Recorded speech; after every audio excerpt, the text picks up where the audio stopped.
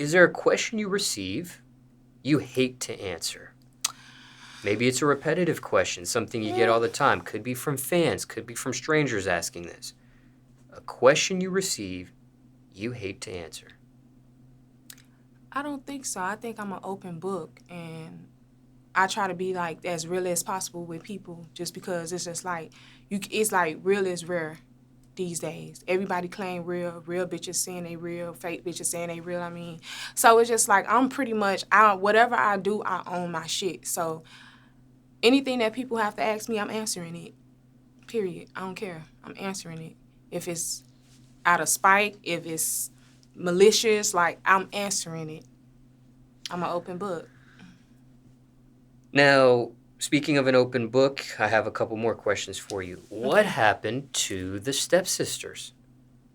The Stepsisters pretty much just ran this course, pretty much. There's a lot of messy shit happen behind the scenes and stuff like that. It just pretty much ran this course for me, and I feel like it just was a stepping stone for me to get where I'm at right now.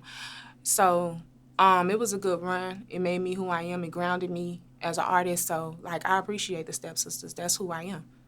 When I first met you and we did an interview, it was as the Stepsisters. Yeah.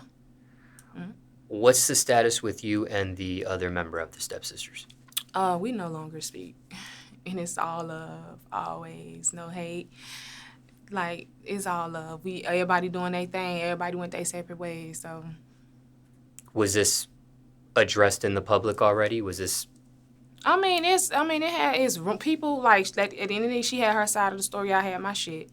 At the end of the day, whoever she talked to, I don't think it was a big blow up and all our business was out there, because I feel like both of us did have kind of a mutual respect, but then it's like, I fall out with people, I'm not blasting them. That's not the type of person I am. I'm going to leave you alone. That's that.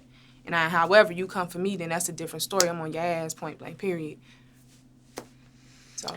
When it came to the end of the Stepsisters, though, technically speaking, did you leave first? Did she leave first? Was it mutual? I feel like I think I just got tired of a lot of things, and it just came to a head. She was a big help to me. Like, I used to stay with her. That was the big thing. It's just like, I don't like when people just always like, throw up what they do. It's like when you do stuff out for people, it should be out the kindness of your heart. And there's so many other rumors, so many other things, like, so I think it was a mutual thing. We were both like aggravated. Now, when it came to music, were you a solo artist first, or was it this duo, you being in a group member first, as far as music? I did my thing, but I was not really official. I was official with the Stepsisters. Okay. And now you're a solo at this point. Yes, I am.